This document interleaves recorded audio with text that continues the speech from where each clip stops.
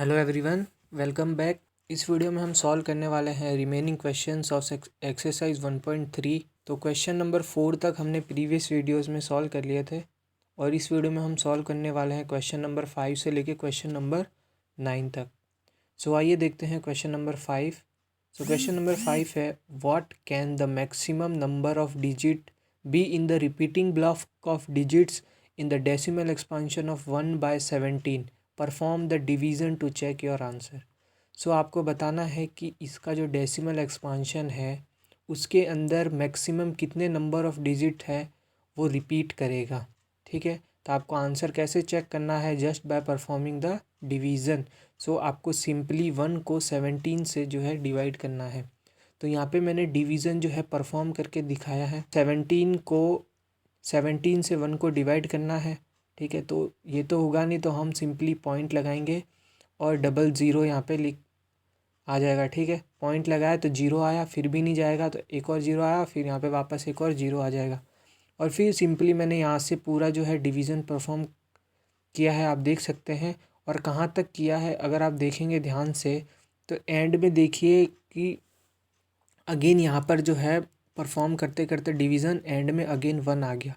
मतलब कि ये जितना भी मैंने डिवीज़न परफॉर्म किया वो कहाँ तक किया है, जब तक मेरा 1 नहीं आया तब तक मैंने किया है।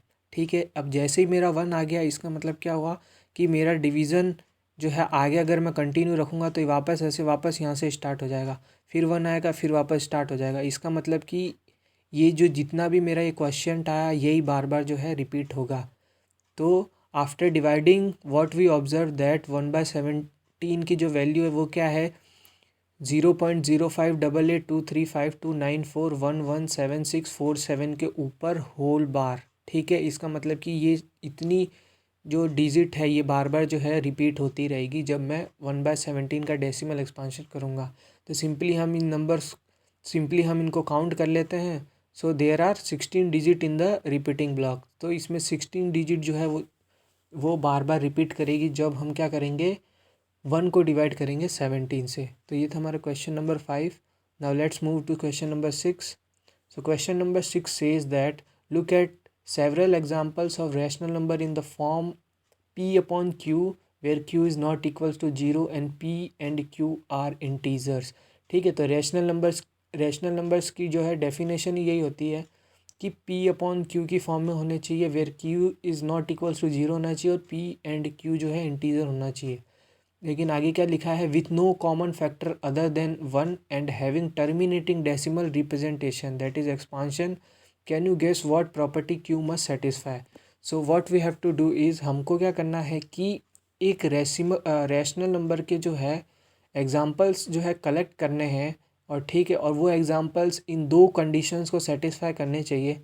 क्या करने चाहिए कि पहला जो है no common factor other than 1, उन दोनों मतलब P और Q के अंदर कोई भी कॉमन फैक्टर नहीं होना चाहिए। ठीक है, 1 के अलावा। और जो है सेकंड क्या है, वो अगर उनका डेसिमल एक्सपांशन करने पे उनका डेसिमल एक्सपांशन जो है टर्मिनेटिंग डेसिमल एक्सपांशन जो है आना चाहिए। तो अगर ये दो कंडीशन पे कोई भी जो है रैशनल नंबर अगर जो है सेटिस्फाई करता है तो हमको वो एग्जांपल लेने हैं और उसके बाद में हमको क्या करना है, उसके बाद में हमको एनालाइज करना है कि क्यू जो है ये जो डिनोमिनेटर है वो किस प्रॉपर्टी को सेटिस्फाई कर रहा है। तो ये है जो क्वेश्चन नंबर 6 है, ये बहुत ही मोस्ट इम्पॉर्टेंट क्वेश्चन है। सो आइए देखते हैं इसका सॉल्यूशन। सो इसका सॉल्यूशन क्या है कि हमको जो है ऐसे एग्जांपल जो है सेलेक्ट करना है P अपॉन Q की फॉर्म में रैशनल नंबर कि ये दो कंडीशन को सेटिस्फाई करना चाहिए। तो सबसे पहले मैं लेके देखता हूँ 2/3। ठीक है, सपोज़ मैंने 2/3 एक जो है रैशनल नंबर लिया, तो क्या ये जो है दोनों कंडीशन को सेटिस्फाई कर रहा है।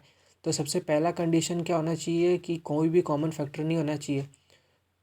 ठीक है, तो 2 के फैक्टर क्या होता है 2 इंटू 1 और 3 के फैक्टर क्या होते हैं 3 इंटू 1। मतलब कि पहला कंडीशन इसका सेटिस्फाई हो गया कि ये जो है इसके अंदर कोई भी कॉमन फैक्टर नहीं है। लेकिन अगर इसका आप डेसिमल एक्सपांशन करेंगे तो ये 0.3333 हो रहा है। ठीक है, मतलब ये क्या आ गया, नॉन टर्मिनेटिंग रिपीटिंग जो है इसका जो डेसिमल एक्सपांशन आ गया। लेकिन हमको क्या चाहिए था, हमको चाहिए था टर्मिनेटिंग डेसिमल एक्सपांशन, इसलिए ये वाला जो एग्जांपल है वो हो जाएगा गलत। ठीक है। अगर सपोज़ मैं 2/4 लेता हूँ तो उसके अंदर जो है, अगर मैं टू का फैक्टर लेता हूँ तो 2 × 1, और 4 का फैक्टर लेता हूँ तो क्या आएगा 2 × 2। तो यहाँ पे आप देख सकते हैं कि 2/4 के अंदर 2 जो है वो कॉमन फैक्टर है। तो ये हमारा कंडीशन नंबर 1 उस एग्जांपल में जो है फेल हो जाएगा। सो हमको ऐसे नंबर लेने हैं कि जो है दोनों कंडीशन फॉलो करे, ऐसा नहीं कि एक फॉलो करे और एक नहीं, दोनों कंडीशन एक साथ फॉलो करनी चाहिए। तो ये वाला जो है क्यों गलत हो गया, क्योंकि इसमें पहला कंडीशन सेटिस्फाई कर रहा था, दूसरा नहीं कर रहा था। ठीक है। सो आइए देखते हैं अब। तो मैंने जो है 4 एग्जाम्पल यहाँ पे लिख दिए हैं, ठीक है, जो कि इन दोनों को सेटिस्फाई करते हैं। कैसे करते हैं आइए देखते हैं। तो मैंने 2/5 लिया, 1/10, 3/2 और 7/8 लिया है, ठीक है। तो 2 का फैक्टर लीजिए, 5 का फैक्टर लीजिए, देखना आपको कोई कॉमन फैक्टर नहीं मिलेगा। 2 × 1 5 × 1 इसके फैक्टर होंगे, और कॉमन फैक्टर अदर देन 1 कोई भी नहीं है, ठीक है। सेकंड में भी सेम है, थर्ड में भी सेम है, और फोर्थ में भी सेम है। और जब इसका मैंने डेसिमल एक्सपांशन किया, ठीक है, तो आप देख सकते हैं कि इन चारों के जो है डेसिमल एक्सपांशन जो है वो क्या है, वो है टर्मिनेटिंग डेसिमल एक्सपांशन। देयरफॉर ये जो है दोनों कंडीशन को सेटिस्फाई कर रहा है। तो हमको यही 4 एग्जाम्पल लेने थे, ठीक है। आप आपको अगर और एग्जाम्पल आते हैं, मतलब कि मैंने तो यहाँ 4 ही लिखे, अगर आपको और लिखना चाहते हैं तो आप यहाँ लिख सकते हैं, ठीक है। तो आइए देखते हैं कि इसमें हम एनालाइज करते हैं कि Q जो है इनके जो डिनोमिनेटर है वो किस प्रॉपर्टी को सेटिस्फाई कर रहे हैं। तो अगर मैं 2/5 को अगर मैं ध्यान से देखना, तो इसको मैं ऐसे लिख सकता हूँ 2/2⁻0 × 5⁻1। 2⁻0 1 हो जाएगा, और 5⁻1 5 हो जाएगा। तो मैं 2/5 को ऐसे भी लिख सकता हूँ। सिमिलरली मैं 1/10 को कैसे लिख सकता हूँ, 2⁻1 × 5⁻1। 2⁻1 2, 5⁻1 5, 5 × 2 10। तो मैं इसको ऐसे भी लिख सकता हूँ। 3/2 को ध्यान से देखिए, तो 3/2⁻1 × 5⁻0। तो 2 को मैं ऐसे भी लिख सकता हूँ, 5⁻0 कितना हो जाएगा 1, तो 1 × 2 क्या हो जाएगा 2 ही हो जाएगा। तो 3/2 को मैं ये लिख सकता हूँ। अब 7/8 को मैं कैसे लिख सकता हूँ, सॉरी यहाँ पे एक मैंने मिस्टेक हो गई है, 7 की जगह मैंने यहाँ पे 3 लिखा है। सो मैं इसको एक बार करेक्ट कर देता हूँ।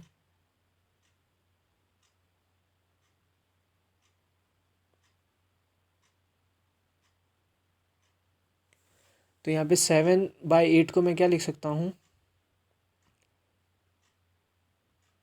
तो मैं 7/8 को यहाँ पे क्या लिख सकता हूँ, 7/2⁻3, ठीक है। 2⁻3 × 5⁻0। तो 2⁻3 क्या हो जाएगी, 2⁻3 होती है 8, और 5⁻0 क्या हो जाएगी 1। तो ये जो है ये मैं ऐसे 8 यहाँ पे जो है लिख सकता हूँ, ठीक है। तो अगर आप यहाँ ध्यान से देखेंगे सभी के अंदर,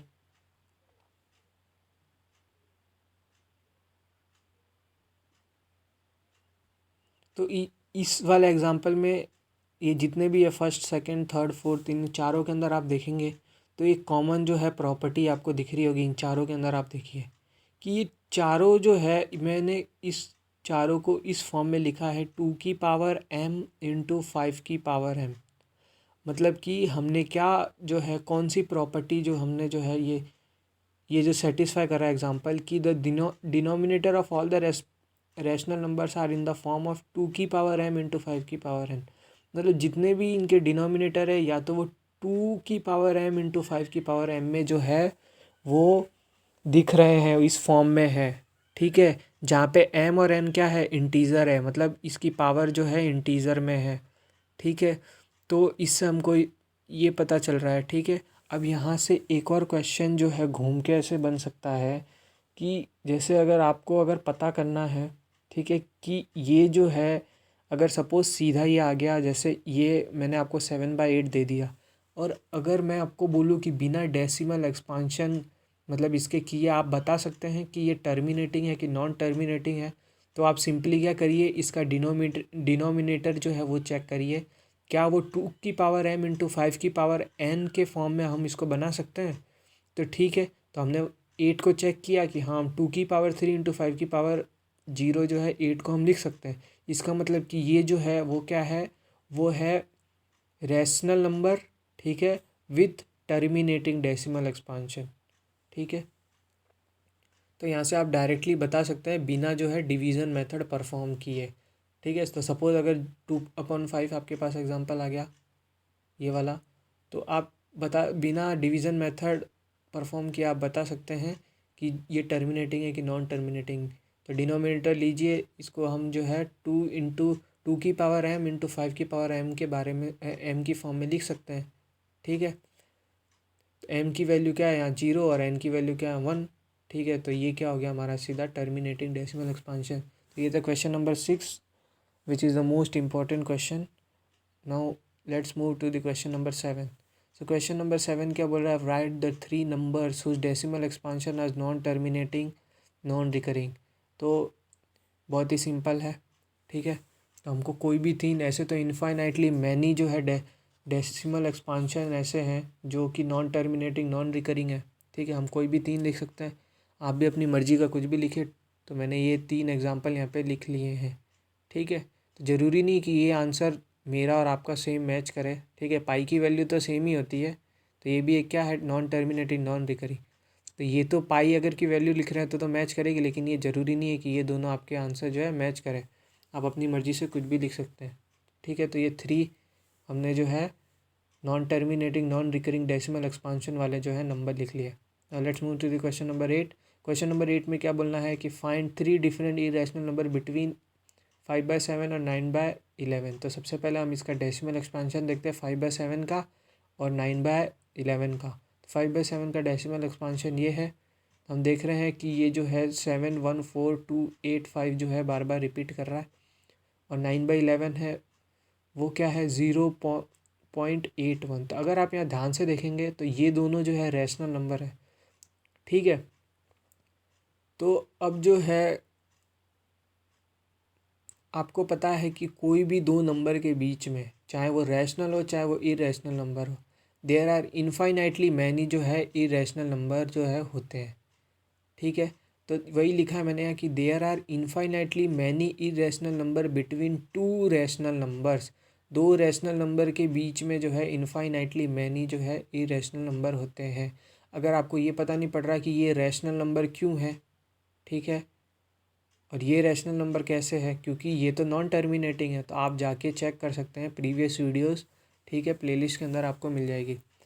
ठीक है, सो 3 इसके बीच में कोई भी आप लिख सकते हैं 3, ऐसे तो इनफाइनाइटली होते हैं, पर क्वेश्चन में 3 पूछा है तो मैं आपने 3 लिख रहा हूँ, आप अपने हिसाब से लिख देना। तो 0.72, तो 7 1 और 0.8 के बीच में 7 2 जो है ये आएगा, और इसको मैंने क्या कर दिया है आगे चलता हुआ कर दिया है। तो ये मेरा 3 जो है नंबर है, ये फर्स्ट सेकंड थर्ड, ये मेरे इरेशनल नंबर है, क्योंकि इनकी वैल्यूज़ आगे बढ़ती जा रही है, और यहाँ पे देखेंगे कि वैल्यूज़ रिपीट भी नहीं हो रही है। तो ये तीनों क्या है मेरे irrational number. Now let's move to the question number 9, last question. ठीक है, लास्ट क्वेश्चन में क्या करना है कि classify the following number as a rational और इरेशनल। आपको इन सब नंबर को बताना है कि रैशनल है कि इरेशनल है। ठीक है, तो रैशनल और इरेशनल कैसे पहचानते हैं, तो अगर आपका जो है इन सब का डेसिमल एक्सपांशन, ठीक है, वो अगर टर्मिनेटिंग है या फिर नॉन टर्मिनेटिंग रिकरिंग मतलब रिपीटिंग है, तो वो नंबर क्या होगा, वो नंबर होगा रैशनल नंबर। और अगर वो non terminating non recurring decimal expansion है, तो वो नंबर क्या होगा, इरेशनल नंबर होगा। ठीक है, तो अब यहाँ पे आप चेक कर सकते हैं कि ये जो है √23 ये क्या है, ये नॉन परफेक्ट स्क्वायर रूट है। ठीक है, इसका मतलब कि ये डेफिनेटली क्या होगा, इरेशनल नंबर होगा, क्योंकि जब इसको आप डिवाइड करेंगे तो इसकी वैल्यू पॉइंट मतलब आगे बढ़ती रहेगी, कभी रुकेगी नहीं। ठीक है, तो ये आपको पता चल गया। अब यहाँ पे आप देखेंगे 225 है, 225 ये एक परफेक्ट स्क्वायर रूट है, इसकी वैल्यू होती है √15 होती है। ठीक है, तो ये क्या हो गया, रैशनल नंबर हो गया, बस इसका फॉर्म चेंज कर दिया है। ठीक है, तो ये रैशनल नंबर है। ठीक है, अब ये क्या है, ये 0.3796 है, मतलब कि ये स्टॉप हो गया, तो ये क्या है, टर्मिनेटिंग। ठीक है, तो टर्मिनेटिंग है, तो टर्मिनेटिंग में क्या बोलते हैं, टर्मिनेटिंग डेसिमल एक्सपांशन क्या होता है, रैशनल नंबर। तो देयरफॉर ये भी क्या हो गया, रैशनल नंबर। ठीक है, तो ये रैशनल नंबर, ये भी रैशनल नंबर। और फोर्थ नंबर का देखते हैं, फोर्थ नंबर क्या है, 7.478478, और ये डॉट डॉट डॉट, इसका मतलब ये वैल्यू आगे चलती जा रही है। लेकिन अगर आप यहाँ ध्यान से देखेंगे कि ये जो वैल्यू है 478 सॉरी, ये 478 यहाँ भी रिपीट हो रही है, 478 ये भी रिपीट हो रही है। तो ये इसको देख के आप जो है कंफ्यूज नहीं होना। ये क्या है, ये है नॉन टर्मिनेटिंग, मतलब कि ये रुक रही नहीं है, आगे बढ़ती जा रही है, बट रिकरिंग है, रिपीटिंग है। 478 रिपीट हो रहा है। So therefore non terminating recurring expansion क्या होता है, रैशनल नंबर होता है। ठीक है। फिर देखिए कि 1.10100010001000 ये क्या है, ये आगे बढ़ता जा रहा है, लेकिन इसमें कोई भी ऐसा पैटर्न है जो रिपीट नहीं हो रहा है। इसका मतलब कि ये क्या है, नॉन टर्मिनेटिंग नॉन रिकरिंग। ठीक है, which is a irrational number. तो ये भी जो है इरेशनल नंबर होगा। ठीक है, तो क्वेश्चन नंबर 9 तक ये पूरा एक्सरसाइज 1.3 जो है कंप्लीट हो चुकी है, जिसमें से जो मोस्ट इम्पॉर्टेंट क्वेश्चन था वो क्वेश्चन यही वाला था। ठीक है, इसमें आपको जो है ये वाला फॉर्म याद रखना है। कहीं भी अगर ऐसा फॉर्म आपको बन जाए दिखता हुआ, ठीक है, तो डेफिनेटली जो है टर्मिनेटिंग डेसिमल एक्सपांशन होगा। और ठीक है, और कॉमन फैक्टर भी इसमें क्या होना चाहिए, 1 होना चाहिए। सो इस वीडियो में इतना ही। अगर आपको वीडियो पसंद आई है तो लाइक करिए, चैनल को सब्सक्राइब करिए और अपने दोस्तों के साथ इसको शेयर करिए। मिलते हैं नेक्स्ट वीडियो में। Thank you.